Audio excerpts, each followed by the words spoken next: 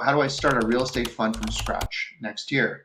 Okay, so if you're starting a real estate fund in 2025, it sounds like it's a big deal, right? But it's not. And here's how to actually be able to crush that. Step one, here's your game plan. Number one, pick your niche. So are we talking about distressed property? Are we doing fix and flip? Are we building a portfolio of Airbnb properties, value add projects? Whatever it is, pick that one category and own it. Step two is get clear on the legal stuff. So don't wing this. Hire pros, lawyers, accountants, all that stuff. Make sure that they can crystallize your thesis, which is what we call it in the investment world, which is the niche that you're working in. Number three, really know that the investor that you're targeting. So whether you're looking for brand new investors or you're targeting existing people in your network, it's super important that you understand their pain point, because if you have a certain type of network, they're going to respond to a certain type of outcome that they're looking for. Make sure that those two things match. Step four is make sure you build trust with those people by just crushing small deals first. I see so many people trying to raise,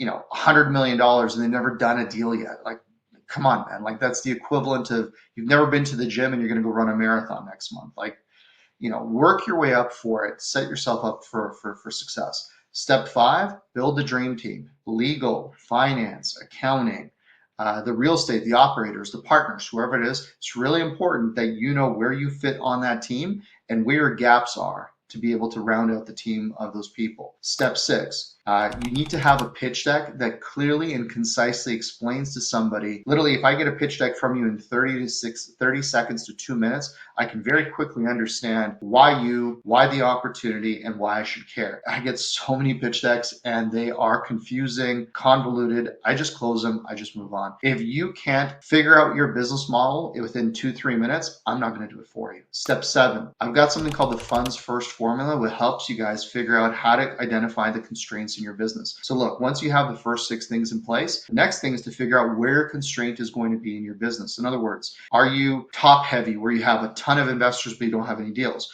Or are you the opposite, where you have a ton of deals and you're clear on what you're doing and you know where your gaps are? So then once you start to assess where the gaps are, you can really start working on those constraints. Step eight, make sure you lock down your accounting and your finance department. You have to be super clear on flow of funds, how you're going to be checking the checks and balances, how all those things work. Me as an investor, been doing this for quite a while now. When I start talking to operators and I get a sense that they're still winging the finance side or the accounting side, I just step away. Step nine, like I said, start small. Literally 1 or 2 deals that tie directly back to your thesis. You need that in place before you start saying, and we're going to do this 10 more times. And then step 10, make sure you keep telling the story over and over and over again. Literally keep marketing. Listen, the best advice I got from marketing is it's not about telling 1,000 stories once. It's about telling one story 1,000 different ways. And when you get really clear on your niche and the category that you're pursuing, it gets super easy to tell that story in multiple different ways. So that's a really good question.